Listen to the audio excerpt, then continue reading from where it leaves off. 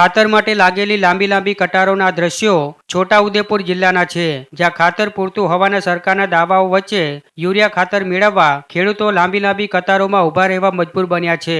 ત્યારે જિલ્લામાં ખાતરની અછત સર્જાતા મોટી સંખ્યામાં ખેડૂતો રંગપુર વિસ્તારમાં ખાતર મેળવવા ઉમટી પડ્યા હતા। વાવણીના સમય અને ખાતર આપવાના સમયે ખાતરની અછત સર્જાતા ખેડૂતો ભારે મુશ્કેલીમાં મુકાયા હતા।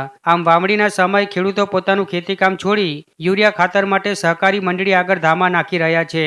ખાતર મેળવવા ખેડૂતો સવારના 4 વાગ્યાના લાઇનમાં ઊભા થઈ જાય છે, પણ તેમ છતાં ખેડૂતોને યુરિયા ખાતર મળતું નથી તેવી પણ રાવ ઉઠી છે। રાઠવા કેતનભાઈ બિલવાડથી છું।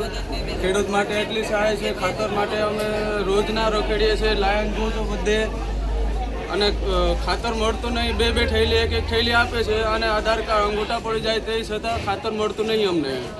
અમે ઉદયપુર જઈએ, બોડેલી જઈએ, ગમે ત્યાં ખાતર મળતું નહીં। આ રંગપુર મંડળીમાં છે અટાણે તો જ ખાતર મળતું નહીં।